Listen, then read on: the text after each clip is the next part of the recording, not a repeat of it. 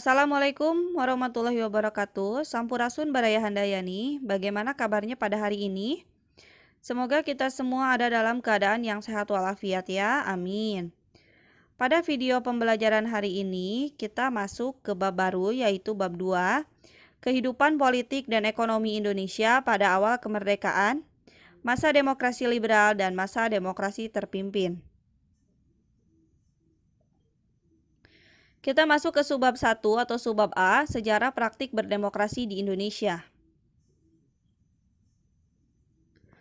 Demokrasi merupakan suatu sistem pemerintahan dengan rakyat sebagai pemegang kedaulatan tertinggi, baik secara langsung maupun perwakilan. Sistem demokrasi pertama kali diterapkan di Yunani kuno, tepatnya oleh negara kota polis, Athena. Secara etimologis, demokrasi berarti pemerintahan oleh rakyat. Ada dua jenis demokrasi, yaitu demokrasi langsung dan demokrasi perwakilan. Pada demokrasi langsung, semua warga negara berpartisipasi langsung dan aktif dalam pengambilan keputusan. Adapun pada demokrasi perwakilan, rakyat memilih wakil-wakilnya di suatu lembaga perwakilan rakyat.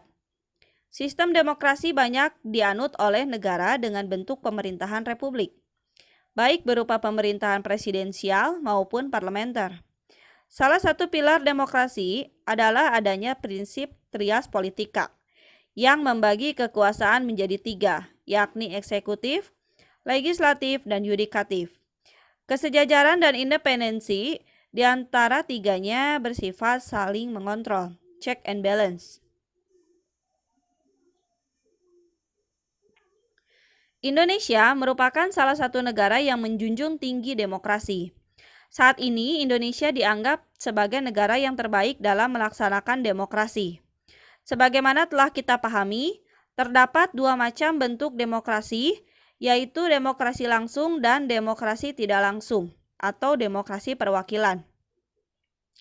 Sejak kemerdekaan sampai berakhirnya masa Orde Baru, Indonesia menganut paham demokrasi perwakilan. Para pendiri bangsa, the Founding Fathers, melalui Undang-Undang Dasar 1945, menetapkan bahwa Negara Kesatuan Republik Indonesia atau NKRI menganut paham demokrasi dalam tata pemerintahannya.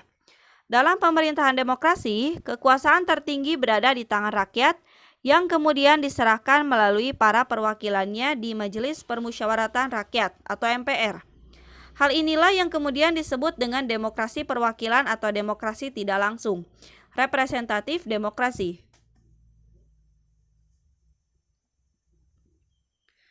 Pada tahun 1950, di bawah pemerintahan Soekarno, Indonesia kemudian memberlakukan Undang-Undang Dasar sementara yang berdampak pada penerapan model demokrasi parlementer murni atau demokrasi liberal. Penerapan demokrasi liberal ini tidak memberikan perubahan yang lebih baik, mengarah pada munculnya ketidakstabilan politik. Pemberlakuan kembali Undang-Undang Dasar 1945 dan diterapkannya Dekret Presiden 5 Juli 1959 berdampak pada diterapkannya demokrasi terpimpin. Soekarno menyatakan sistem demokrasi terpimpin sebagai sistem demokrasi yang sesuai dengan ideologi negara, yaitu Pancasila. Demokrasi terpimpin membuat pengaruh komunis semakin menguat. Akibatnya, pada tahun 1965, ketidakstabilan sosial dan politik negara semakin meningkat. Puncaknya, terjadi peristiwa Gerakan 30 September 1965 PKI yang didalangi oleh Partai Komunis Indonesia. Sebuah tragedi nasional berlatar konflik dan pertentangan ideologi yang berjalan cukup lama dan memakan banyak korban jiwa. Peristiwa ini pula yang kemudian mengakhiri pemerintahan Presiden Soekarno. Pengganti Soekarno adalah Soeharto, yang kemudian menerapkan model demokrasi Pancasila, yang menekankan kepada pentingnya musyawarah untuk mufakat. Demokrasi model inilah yang akhirnya dianggap paling sesuai dengan ideologi negara, yaitu Pancasila. Demokrasi Pancasila ala Soeharto bertahan cukup lama, yaitu sekitar 32 tahun dan baru berakhir pada 21 Mei 1998. Setelah pemerintahan Soeharto berakhir, reformasi pun bergulir dengan naiknya Baharudin Yusuf Habibie sebagai presiden menggantikan Soeharto. Pada masa Soeharto dan awal reformasi, presiden dan wakil presiden dipilih oleh anggota MPR. Barulah pada tahun 2004, presiden dan wakil presiden dipilih langsung oleh rakyat melalui pemilu.